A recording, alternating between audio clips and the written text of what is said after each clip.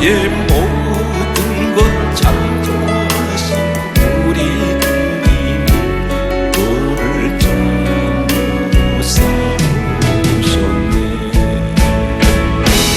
하나님 사랑의 눈으로 너를 어느 때나 바라보시고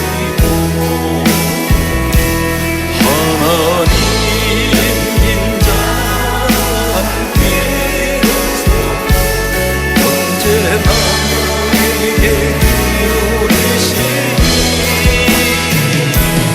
어두운 밝은 빛을 비춰주시고 너의 작은 신음에도 응답하시니 모든 것에 주를 향하고 주만 바라보지는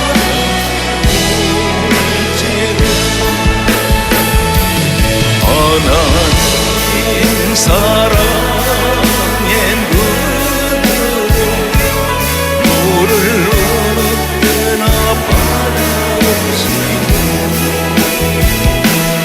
하나님 인자 함께해서 언제나 나에게 기울이시니 어두운 밝은 빛을 비춰주시고 너의 작은 신음에도 응답하시니 그는 것에 주를 향하고 주만 바라보지라.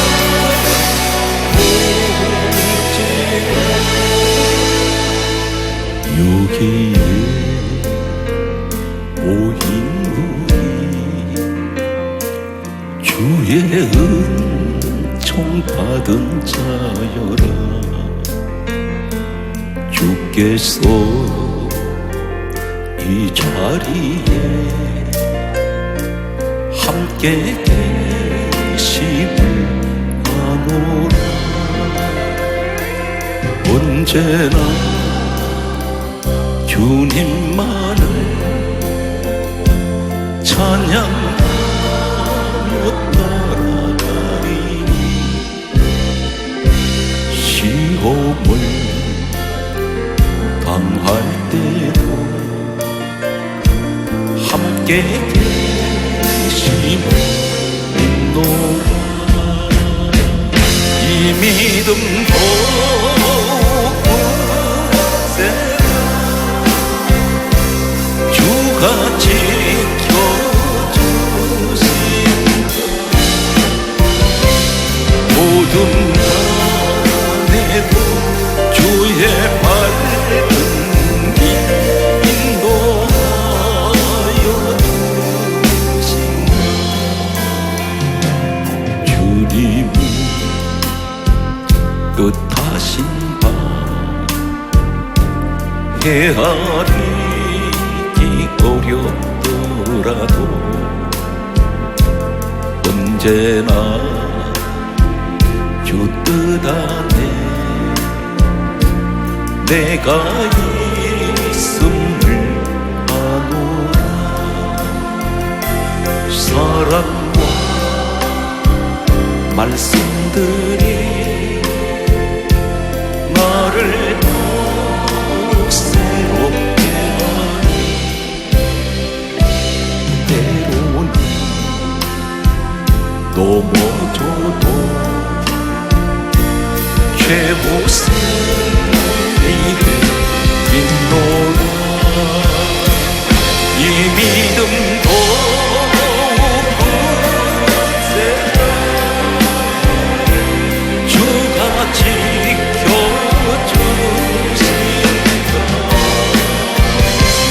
모든 밤에도 주의 밝은 빛 인도하여 주시니 여기에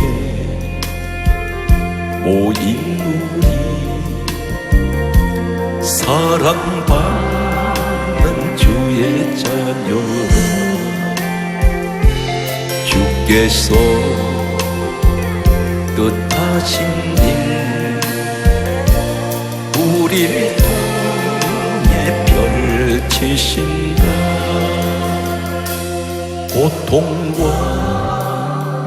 슬픔 중에 더욱 주님 의지하오니 외로움을 이겨내고 주님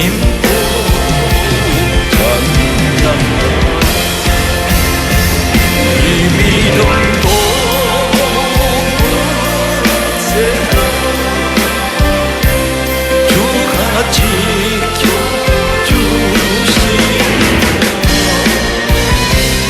모든 밤에도 주의 발길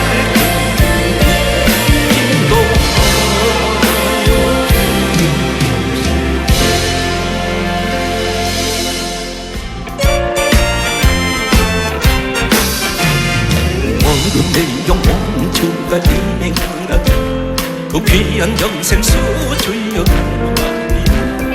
약속 따라서 힘써 간구하오니 오 주여 내게 어서 들어주소서. 예수의 사랑 예수의 사랑 바다 물결같이 내게 임하네. 영원의 물결에 온종이 살려서 내 영혼의 기쁨 반영하고 주에게 약속한 은기 내려주시는 은혜의 저울은 큰 높이에 떠올라 귀한 징조가 내게 밝히오니 나 힘을 다하여 주께 간구합니다. 예수의 사랑 예수의 사랑 바다 물결같이 내게 임하여 영원의 물결에 온종일 살려서 내 영혼의 할렐루야. 은혜의 소낙비 지금 쫓기네. 구원의 강강을 흘러주어 넘쳐서 내 주한 모든 죄 모두 씻어버리네. 가치없는 내 마음에 말하네. 예수의 사랑 예수의 사랑 바다 물결같이 내게 임하네. 영원의 물결에 온종일 살려서 내 영혼의 기쁨 찬양으로 자꾸 넘치는 주의 은혜에 힘차게 빌려와 내게 만족하오니 오 할렐루야로 주를 찬송하오니 내 마음의 기쁨이 항상 충만하네. 예수의 사랑 예수의 사랑 바다 물결같이 내게 임하여 영원의 물결에 온종일 살려서 내 영혼의 기쁨 찬양으로 인내같이 곳에 주여 내날 들어서 죄를 돌아주신 날 부르소서.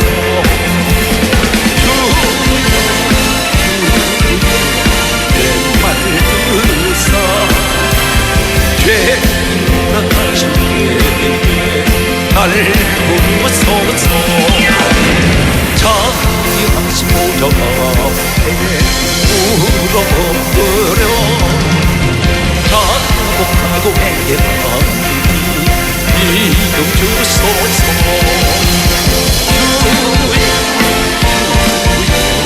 내 말 들으사 죄인 돌아가신 날 부르소서. 주의 폭로 부지만 주께 가보니 상한 땅을 고치시고 구원하소서.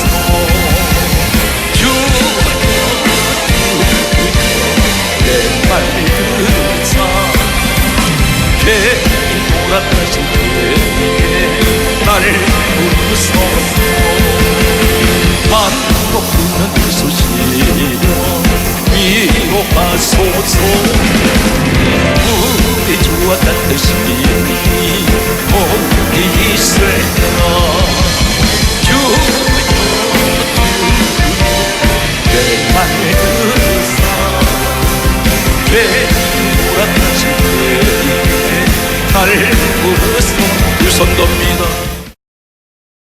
오늘 이 자리에는 자신이 자신을 볼 때 생활에 대해서 어떤 자신만만한 그런 담대함이 없는 분들이 있습니다. 무엇을 할래도 겁이 나고 또 무엇을 할래도 자꾸 주저만 됩니다. 전혀 자신감을 잃어버린 이 사람들은 때로는 인생을 살아가다 보면 조금만 어려움이 닥치면 그대로 무너져버립니다. 가정 전체가 흔들려 버립니다. 가장 중요한 걸 기억하십시오. 우리 가정에 나 한 사람이 흔들리면 전체가 다 흔들리게 되어 있습니다. 오늘 그렇다면 나같이 나약하고 미약하고 부족하고 연약한 환경을 돌아보면 나보다 잘난 사람 많고 똑똑한 사람 많고 주변을 보게 되면 부러운 사람들이 있습니다. 그런데 오늘 하나님께서 가장 귀하게 서시는 각 시대의 7사람을 제가 구약 성경에 나타난 이분들을 소개할 때에 8번째 자리에 여러분이 서 계시기 바랍니다. 가장 열악한 환경에서 이 사람들은 늘 사람들에게 발이 차이고 무시당하고 업신여긴 당하고 때로는 포로로 잡혀가기도 하고 노예로 잡혀간 그들이 모든 사람들한테 보란 듯이 가장 높은 정상에 서는 위대한 믿음의 사람들이 있습니다. 이 사람들을 연구를 하다가 7사람, 이 사람들 중에 한 가지 공통점을 발견하게 됩니다. 이 한 가지 때문에 하나님께서 이 사람들을 각 시대에 가장 크게, 가장 귀하게, 그리고 성경에 그 이름들을 기록하는 그런 위대한 사람들로 하나님 세우셔서 하나님께 영광을 돌리게 하십니다. 이 시대에는 여러분이 그 자리에 서셔야 됩니다. 오늘 성경 말씀을 들을 때 어떻게 들어야 됩니까? 로마서 10장 17절을 반드시 기억할 것은 믿음은 들음에서 나고 들음은 그리스도의 말씀으로 말미암습니다. 그러므로 고린도후서 3장 3절에 말씀을 받을 때에 귀로 머리로 받지 말고 마음으로 받으십시오. 그래서 누가복음 8장 11절에는 씨는 말씀이라 있습니다. 내 마음 심령 밭에 말씀의 씨앗을 심는 것은 축복의 씨앗을 심는 것입니다. 이 말씀의 씨는 기적의 씨앗입니다. 능력의 씨앗입니다. 놀라운 하나님께서 소망의 씨앗을 우리 시간 나를 통해서 말씀을 주고 있습니다. 단 한 가지, 머리로 받지 말라는 것은 너 머리로 판단하지 말고 생각하지 말고 아멘으로 받으라는 것입니다. 이 아멘은 것은 무조건 이 말씀은 옳습니다. 믿습니다. 틀림없습니다. 나는 확신합니다. 이런 의미를 가지고 있습니다. 오늘 먼저 저는 여호수아를 소개할 것입니다. 그리고 구약의 요셉을 소개할 것입니다. 그리고 엘리사를 소개할 것입니다. 에스겔을 소개할 것입니다. 사무엘을 소개할 것입니다. 그리고 다윗을 소개하고 다니엘을 소개할 것입니다.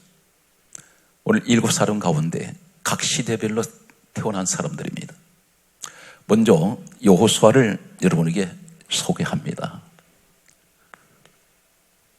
여호수아 이 사람은 성경에 여호수아 1장 1절에 보게 되면 이 사람은 모세의 수종자, 시종으로 알려져 있습니다.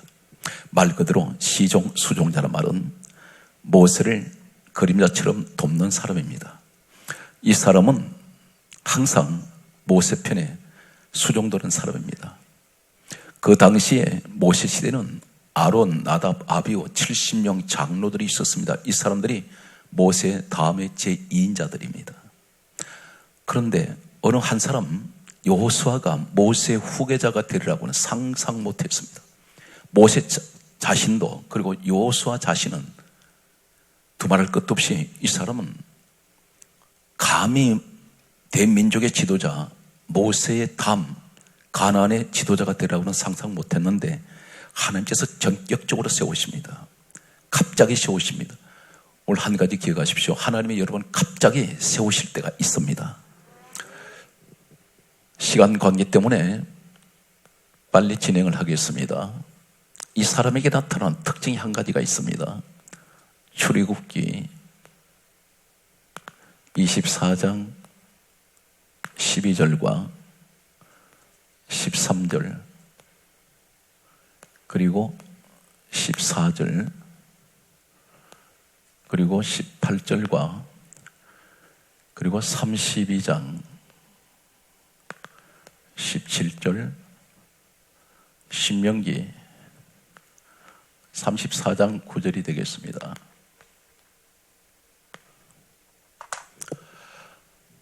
출애굽기 24장 12절에는 하나님께서 모세에게 다음과 같은 말씀하십니다. 산으로 올라오라 이렇게 말씀하셨습니다. 여기가 신의 산입니다. 이때 하나님께서는 십계명을 주시기 위해서 모세에게 올라오라고 말씀하시는데, 특이한 것은 며칠 동안 너는 나에게 올라와 있어야 될 것이다 말씀하지 않습니다. 단 한 가지, 너는 산으로 올라오너라. 이때에 출애굽기 24장 13절에는 성경이 이렇게 강조합니다. 모세가 여호수아와 함께 산으로 올라갑니다. 두 사람이 올라갑니다. 그런데 여기에 14절에는 다음과 같은 말씀을 하고 있습니다. 아론, 나답, 아비후 70명 장로들 그리고 이스라엘 백성들에게 하시는 말씀이 모세를 통해서 이렇게 말씀합니다. 정확하게 성경을 이렇게 기록합니다. 너희는 여기에서 우리가 너희에게 돌아오기까지 따라하십시오. 기다리라. 기다리고 있으라 했습니다. 모세도 시내산에 올라가면서 며칠 만에 내려올 줄은 생각 못했습니다. 막연하게 올라오라 명령하실 때 올라갔습니다. 올라갔을 때 성경은 강조합니다. 출애굽기 24장 18절에는 모세가 구름 속으로 들어가서 산 위에 올라 40주야를 하나님을 만났습니다. 40일 동안 산 밑에 사람들이 기다리고 있습니다. 여호수아는 어디에 있을까요? 산 위에 올라갔는데 모세는 산 꼭대기로 올라갔고, 아마 이 여호수아는 산 꼭대기 어느 지점에 기다리고 있었습니다. 이 신의 산은 참고로 말씀드리면 풀 한 폭이 자라지 않습니다. 대단히 뜨거운 태양열이 낮에는 강렬하게 내려 쪼입니다. 그리고 고대 역사를 보았더니 이 고대 역사에는 이렇게 기록되어 있습니다. 신의 산 주변에 맹수들이 우글거렸다 있습니다. 인적이 없는 곳입니다. 밤이면 영하의 날씨로 추위가 찾아옵니다.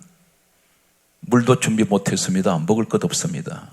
그런데 단 한 사람이 꼼짝하지 않고 40일 동안 한 자리에 기다리고 있는 사람이 있었습니다. 그 사람이 출애굽기 32장 17절에 여호수아였습니다. 나머지 산아래에 있는 사람들은 모세가 올라가고 난 후에 소식이 없습니다. 이 사람들 하는 말은 모세가 내려오지 않으니 하나님께서 그를 데려갔는가 보다, 아니면 그는 죽었는가 보다, 그렇게 생각한 이 사람들은 금송아지를 만듭니다.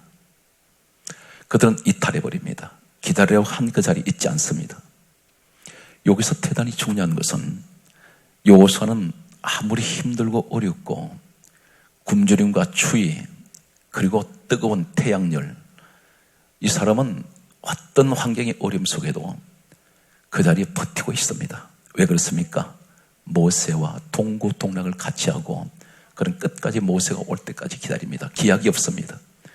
하나님께서는 모세만 만나시는 것이 아니라 동시에 전체를 다 보고 계셨습니다. 여기서 하나님께서 어느 날 갑자기 모세가 시내 산에서 내려오고 난 후에 그들 인도에서 가나안 땅 들어가기 직전인 요단강 앞에까지 왔을 때 모세를 120세 나이로 데려가시려고 할 때에 갑자기 신명기 34장 9절에 하나님께서 모세에게 이렇게 명령하십니다. 너는 여호수아를 데려다가 안수하라. 그리고 너를 대신하여 지도자가 되게 하라 그러셨어요. 아마 모세는 충격을 받았을 것입니다. 왜 하나님이 하필이면 저 여호수아를 내 다음에 지도자로 세우실까? 갑자기 세웠을까요? 아니에요. 하나님은 이미 이 산에서 명령하실 때 그들을 지켜보셨습니다. 누가 주의 종 말에 그 사람들이 순종하는지 봅니다. 그러면서 여호수아 한 사람이 끝까지 그 자리에 남아있을 때에 성경은 출애굽기 32장 17절에 보면 모세가 40일 만에 시내산에서 내려올 때 여호수아만 그 자리에 있었습니다.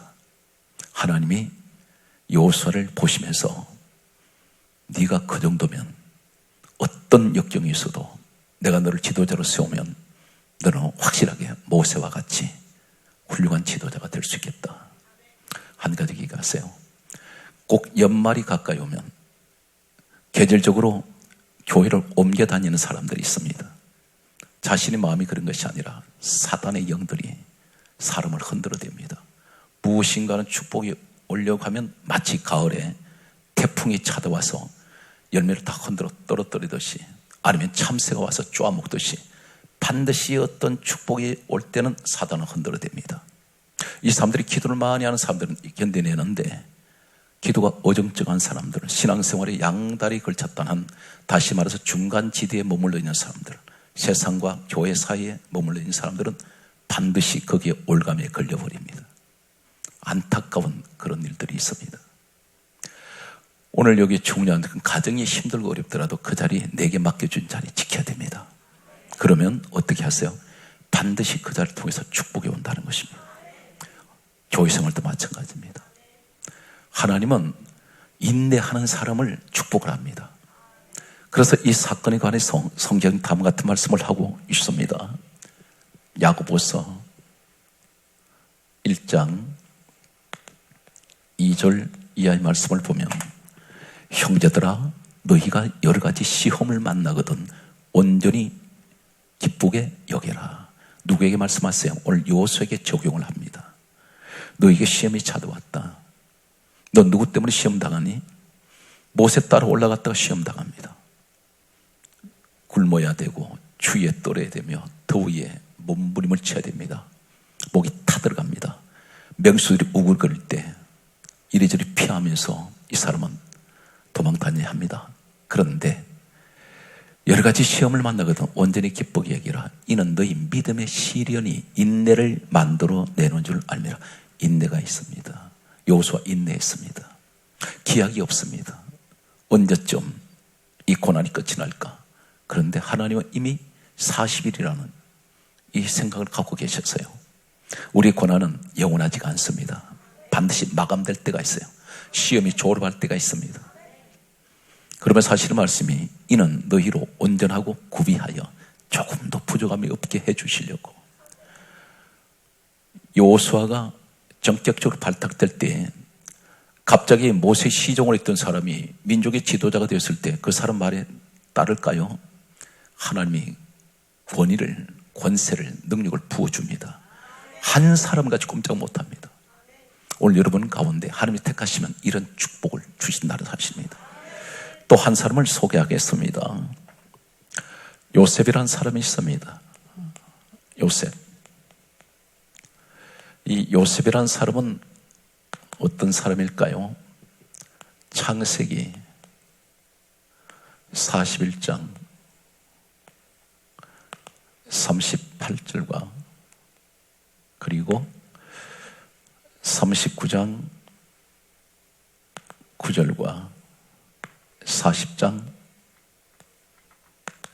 7절을 소개합니다. 창세기 41장 38절에 보면 요셉은 17세 때에 노예로 팔려갔습니다. 팔려간 그는 사람들이 이 사람에게 뭐라 그래요?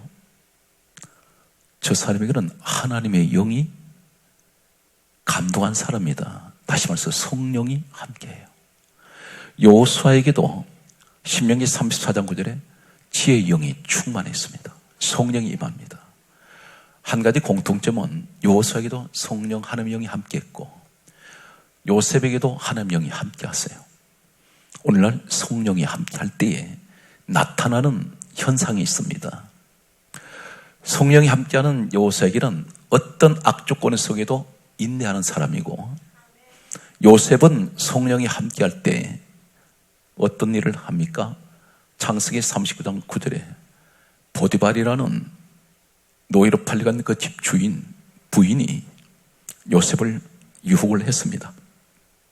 이때 요셉이 이렇게 말합니다. 내가 하나님 앞에서 어찌 죄를 지을 수 있습니까? 이 사람은 주인 말에 불순종했다가는 죽을 수 있어요. 왜 그러냐면 돈으로 주고 샀습니다. 물건입니다. 하나의 상품입니다. 노예 그 당시 제도는 돈을 주고 사게 되면 죽여도 법에 저촉되지 않습니다. 살인죄에 해당되지 않습니다. 이 사람이 거절하는 일로 인해서 감옥으로 들어갑니다. 성령의 사람은 항상 어떤 경우에도 늘 하나님을 먼저 생각해요. 요셉의 모습이 우리 모습이 되시기 바랍니다. 이 사람은 부인 말만 들어줬으면 평안하게 지낼 수 있습니다. 출세할 수도 있습니다. 노예에서 해방될 수도 있습니다. 돈을 주고 샀기 때문에 풀어주면 됩니다. 그런데 세상 어떤 조건이 아무리 자신에게 유익을 준다 할지라도 하나님 앞에서는 내가 죄를 지을 수 없습니다. 죄를 싫어해요. 죄를 멀리해요. 죄를 두려워합니다.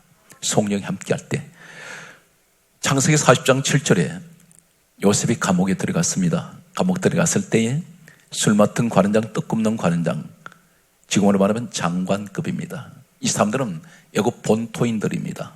이 사람들 잠시 전까지만 해도 관직에 있던 사람들입니다. 주변에 많은 정치인들이 있었을 것입니다. 이 사람들 언젠가는 그 동료 정치인들이 이 사람을 구명할 수 있습니다. 그런데 요셉은 전혀 상황이 다릅니다. 이 사람은 아무도 도와줄 사람이 없습니다. 그런데 요셉이 감옥에 있는 두 관원장에게 찾아가서 하는 말이, 당신들이 어찌하여 오늘은 얼굴에 근심빛이 있습니까? 지금 가장 약한 자가 가장 강한 자한테 가서 위로하고 있어요. 항상 이 사람은 자신의 처지를 생각지 않고 사람들이 힘들고 어려울 때 항상 위로해주고 격려해주고 힘을 주는 사람입니다. 그런데 반대로 교회 안에서 보게 되면 사람들을 자꾸 깎아내립니다. 한마디로 말해서 상처를 가진 사람한테 상처를 더 나게 만듭니다. 더 긁어버려요. 힘들고 어려운 사람들을 위해서 기도 한마디로 해줘야 될 사람이 무시해버립니다. 그리고 그들도 보지 않습니다. 오늘 사랑하는 성도 여러분, 환경을 바라보면서 사람을 상대하면 안 됩니다. 믿음 안에서 서로 환경 상관없이 격려해주고 덮어주고 위로해주는 바로 그것이 교회가 천국이 될 수가 있습니다. 하나님은 이 사람을 어떻게 합니까? 요수아는 민족의 지도자로 세우셨고 요셉은 국무총리로 전격적으로 세우십니다. 하나님께 그냥 두지 아니하세요. 다 올리십니다. 그래서 누구 영광을 나타냅니까? 하나님 영광을 나타냅니다. 오늘 여러분이 그 주인공이 되시기 바랍니다. 그래서 가장 강조하는 내용은, 공통점은 성령을 받으십시오. 오늘 예수님께서 부활하신 후에 요한복음 20장 20절에 24쉬며 가라사대 도망간 제자들에게 찾아가셔서 하신 말씀이 성령을 받아라 그랬어요. 성령이 그렇게 중요하다는 것입니다.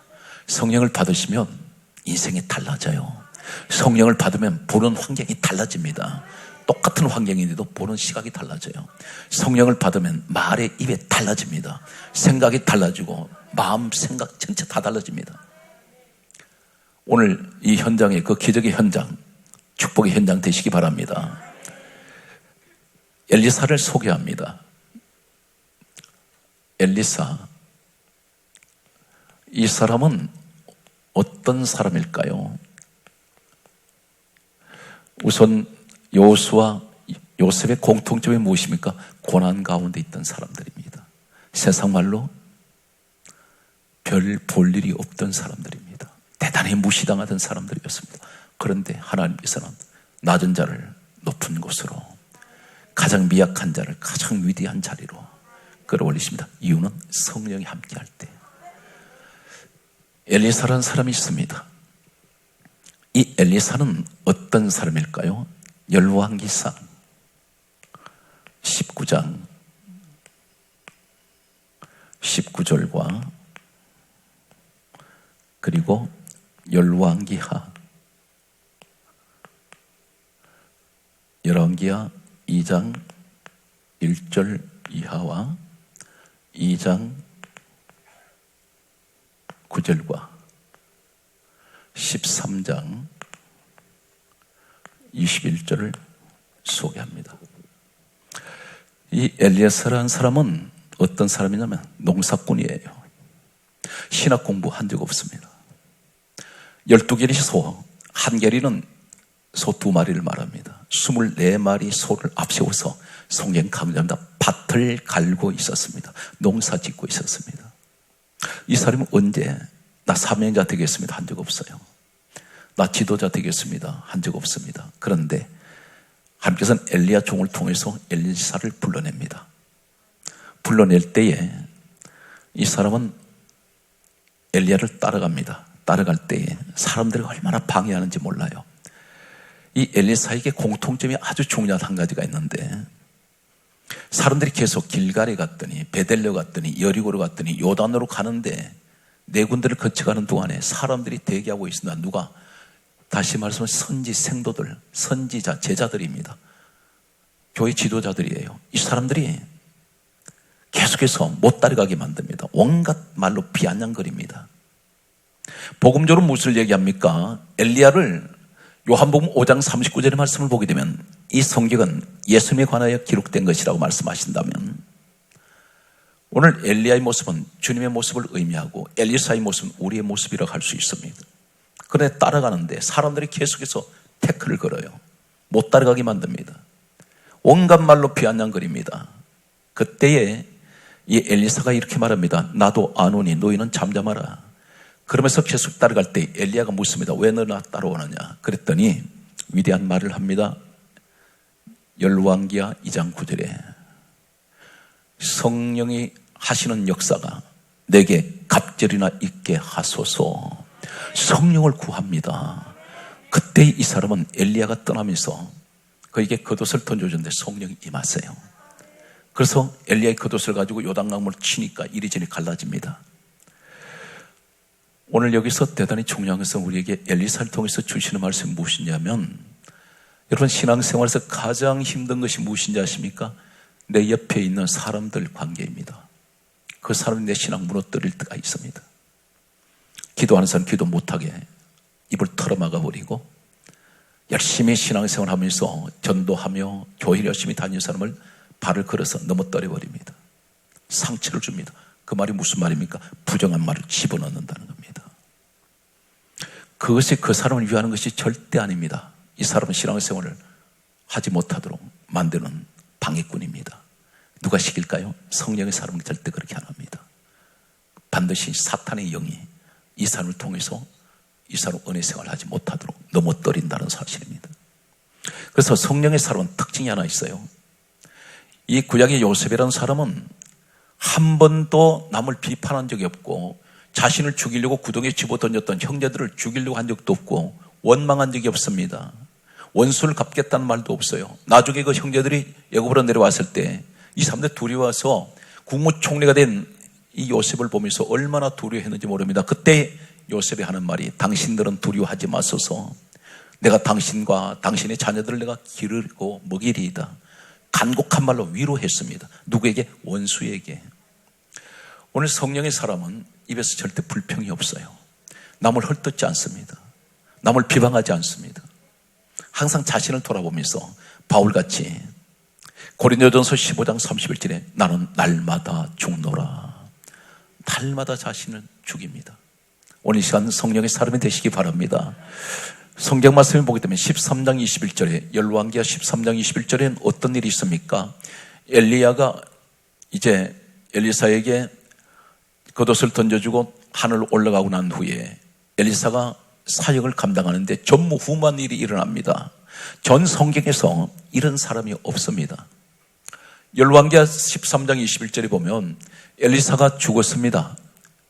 무덤에 시간이 많이 흘렀습니다. 뼈밖에 남지 않았습니다. 어느 날 어떤 사람이 죽었습니다. 이 죽은 시체가 엘리사 무덤에 던져졌는데 엘리사의 뼈에 닿았을 때에 뼈에 닿았던 사람이, 죽은 자가 살아나 버립니다. 죽어서도 뼈에 능력이 나타난 사람이 엘리사예요. 이 사람은 왜 그렇습니까? 성령이 함께하는 사람이에요. 여호수아도 하나님의 영이 함께했고, 여기 요셉에게도 하나님의 영이 함께했고, 엘리사에게도 성령 역사가 함께했습니다. 따라서요, 주여 나에게도 성령이 함께하소서. 성령이 함께하시면 모든 것이 변화됩니다.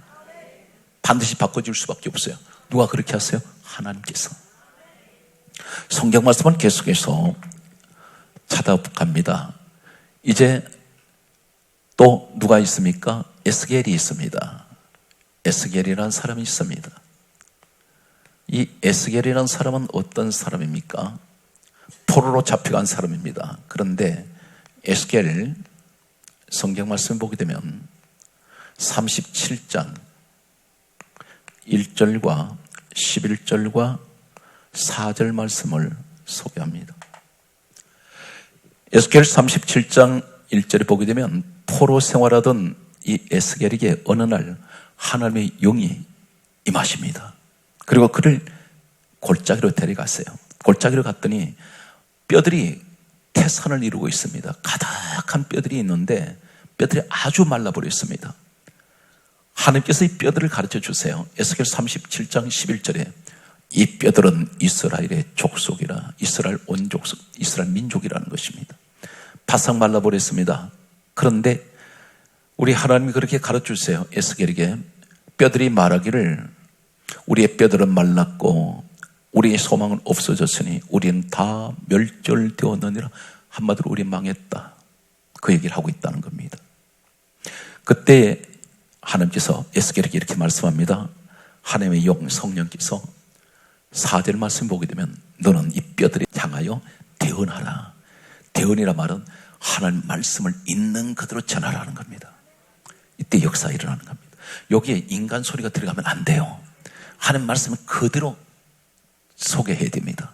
그대로 전달할 때에 이 뼈 저 뼈가 살아 일어나는데 큰 군대를 이룹니다.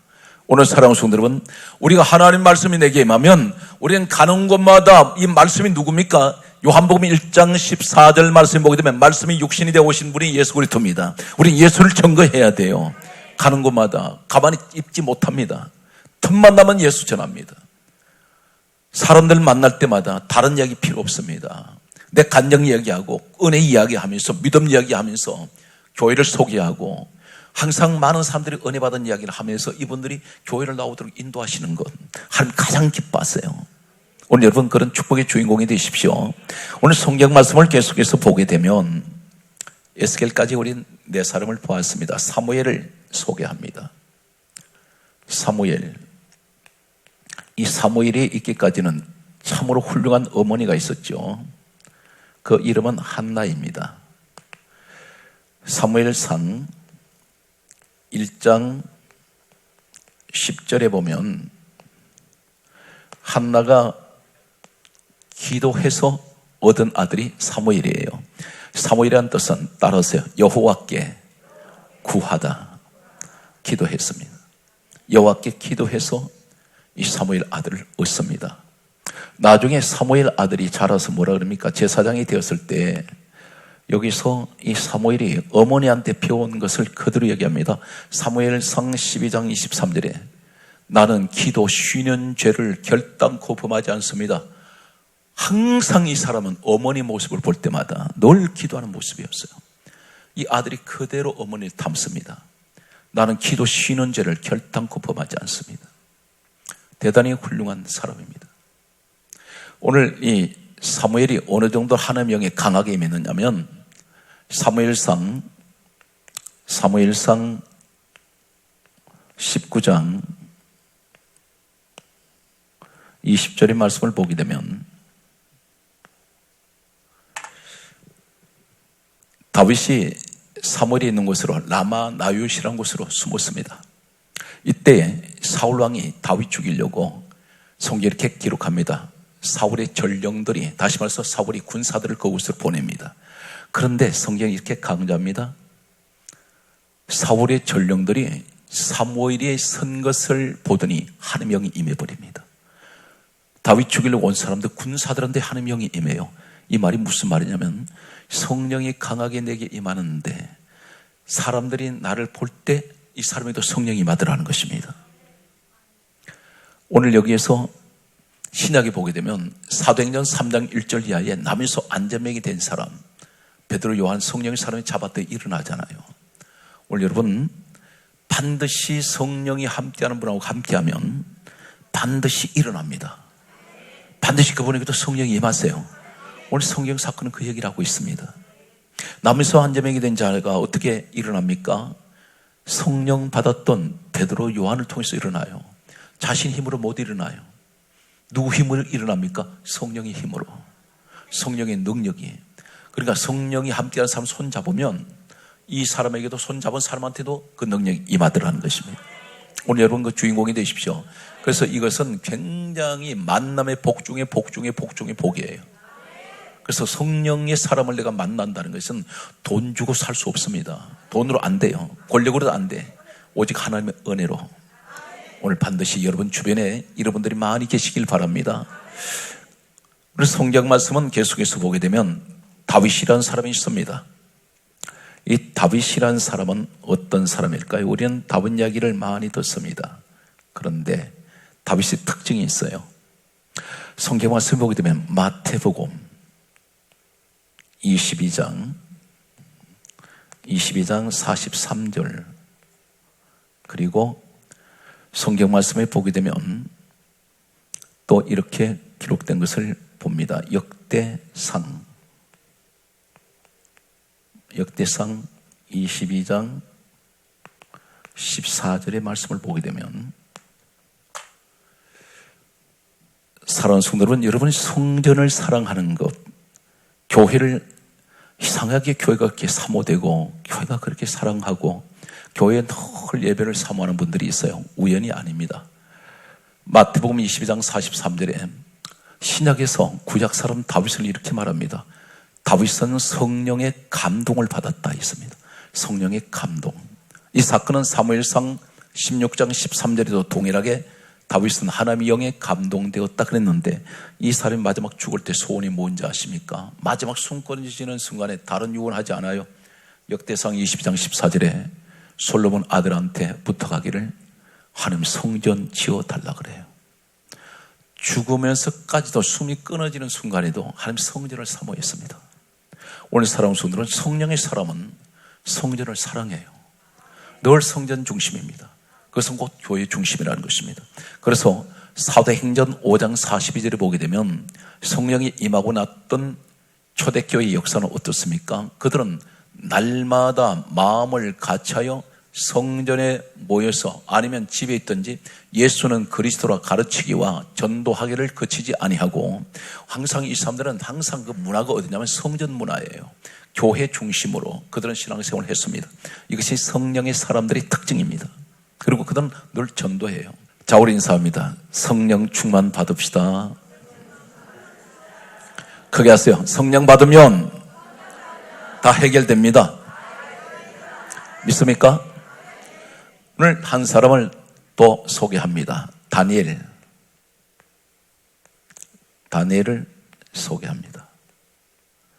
이 다니엘은 어떤 사람입니까? 이 사람은 포로로 잡혀간 사람입니다. 그런데 이 특징이 대체적으로 어떤 모습을 나타냅니까? 가장 환경이 열악하고 도저히 포로된 사람이 자신의 힘으로 포로에서 해방될 수가 없어요. 국무총리 아무나 됩니까? 될 수 없습니다. 그런데 누가 그렇게 하세요? 성령이 함께 하시더니 전부 모든 것을 형통하게 하시고 그냥 모든 것을 다 이루시고 하나님께서 높이 세우셔야 큰일을 하게 하십니다. 오늘 여기서 다니엘은 어떤 사람입니까?